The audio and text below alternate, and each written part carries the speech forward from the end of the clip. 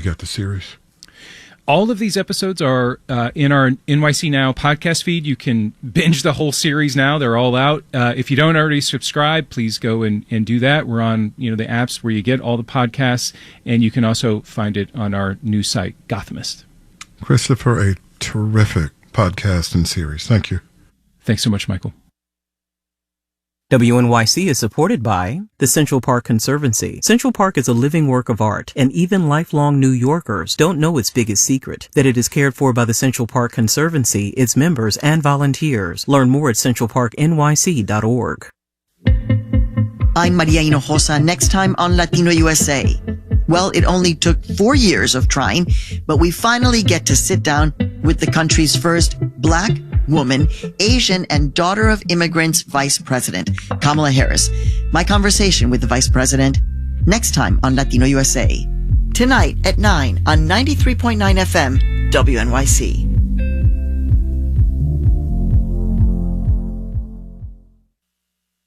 Marketplace Morning Report is coming up next, and then in 10 minutes at 9 o'clock, it's the BBC NewsHour on WNYC. Let's check in with London to see what they're working on. London, good morning. Good morning, WNYC. I'm James Menendez. Today on NewsHour, Israel opens a route for civilians in Gaza to move south as Israeli forces close in on the heart of the main city. Our international editor has been with them. Also, how Myanmar's military government is facing its most serious challenge from rebels since it seized power 3 years ago. That's BBC NewsHour at 9 on WNYC. 55 with clouds. We have a slim chance of showers today. We will see that sun shining, and we'll hit 63 for a high. Cooler tomorrow in the mid-50s, and then even cooler this weekend with sunshine. Looks like it's rain-free on the holiday weekend. 55 with clouds now at 8:52.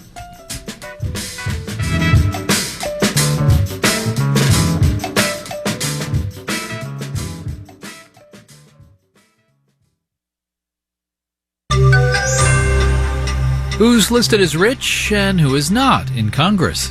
Marketplace Morning Report is supported by Amazon Business, helping provide a smarter, easier way to get the supplies businesses need to thrive. Amazon Business, your partner for smart business buying. And by Live Oak Bank, helping savvy businesses optimize their high-yield online savings accounts. Rate information is at liveoakbank.com/radio. I'm David Brancaccio in New York. On many lists, Republican Michael McCaul of Texas is the richest member of the House of Representatives, a net worth of $125 million by one estimate, in large part from his spouse, a founder of iHeartRadio. Not the richest man in the House by his own account, the new Speaker of the House, Mike Johnson of Louisiana. On Johnson's official financial disclosure, he lists no bank or retirement account. Marketplace's Nancy Marshall-Genzer has more. Under assets on Speaker Johnson's most recent financial disclosure report for 2022, it says none disclosed, no retirement plan, no mutual funds, no bank account. Actually, the Speaker's office told me he does have a personal bank account, but it's exempt from House reporting rules because it doesn't earn interest. Jordan Libowitz, spokesman for Citizens for Responsibility and Ethics in Washington, or CREW, says it could be that he's just essentially living hand to mouth. It's paycheck to paycheck. And so it goes into a checking account, it goes right out of it. Libowitz says congressional ethics rules only require disclosure if a member of Congress has total deposits in interest-bearing accounts worth more than $5,000. Speaker Johnson did disclose several debts, including a mortgage, as he told Fox News last weekend. We have 4 kids, 5 now, that are very active, and I have kids in graduate school, law school, undergraduate. We have a lot of expenses.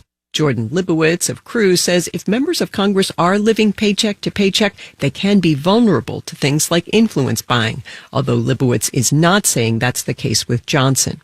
I'm Nancy Marshall-Genzer for Marketplace.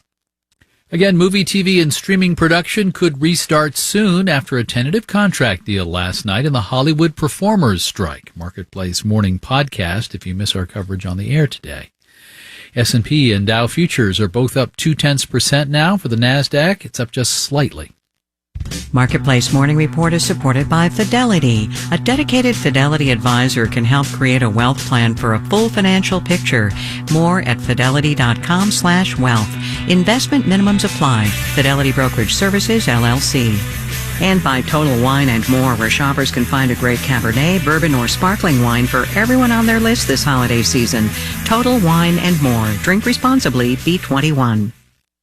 This month for Econ Extra Credit, not a documentary, but a feature film based on the historical record. We're watching Killers of the Flower Moon in theaters now.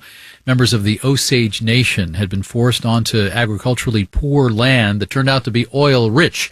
The film tells the story from the 1920s of a reign of terror faced by Osage people at the hands of exploiters and murderers taking their wealth. To help us with some key concepts from this history, we turn to Jean Dennison, a citizen of the Osage Nation and co-director of the Center for American Indian and Indigenous Studies at the University of Washington. Welcome. Thank you so much. Now, Professor, you're generally all right with this feature film, even if something like that can't tell the whole story?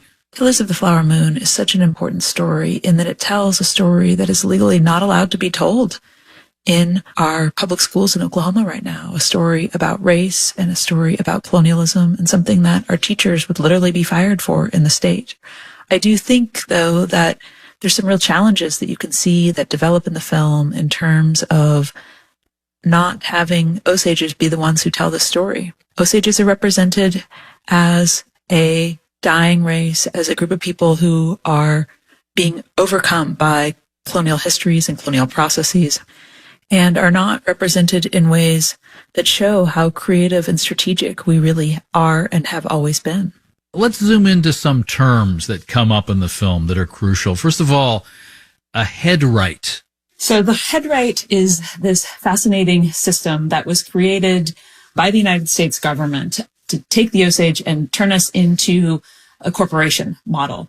And so the headright is an artifact of that. There was an allotment system that happened in 1906 for the Osage Nation, and we advocated throughout all of these processes. You can see Osages constantly trying to navigate the very complicated situations and make them as good for ourselves as we possibly could. So we advocated that none of our land be allotted to non-Osages, and we advocated that we maintain the mineral estate as a national commodity for the Osage Nation rather than as something that was going to go out to individuals.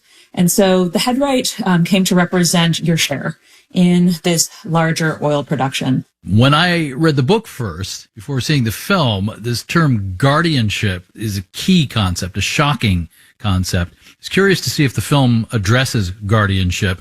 It does. It does repeatedly. What is guardianship in the terms of the film? What we see with guardianship happening is the assumption that the Osage people are not competent to manage their own affairs. You have this moment in time where you have all of these corrupt people taking advantage of the fact that the federal government has created a void of justice in the Osage Nation. Instead of facilitating us to be able to make our own justice systems again, what the federal government does is not blame the people that are coming in or punish the people that are coming in, but instead says, Osages, you can't handle your own affairs yourselves. Clearly, you need somebody to come in and protect you. And it was a system, this guardianship system, that was ripe for intense abuse. I mean, it was at the center of really an industry of exploitation. Yeah, absolutely. And it was this system that was really tailor-made to exploit Osages, tailor-made to concentrate wealth. In fact, I would say that the Osage Reign of Terror is really a logical response to federal Indian policies and what they set up in the context of the Osage Nation. Jean Dennison is a professor at the University of Washington. She's also author of the book Colonial Entanglement, Constituting a 21st Century Osage Nation. Professor, thank you very much for this. Thanks so much for having me on your show. Professor Dennison also writes about the film in Time magazine. Tomorrow on many of our outlets, we also discuss how the Osage Nation has persevered and adopted a new constitution back in 2006. Econ Extra Credit, follow along with our teachable moments drawn from our film viewing. Sign up free via marketplace.org/newsletters. In New York, I'm David Brancaccio. You're from APM, American Public Media.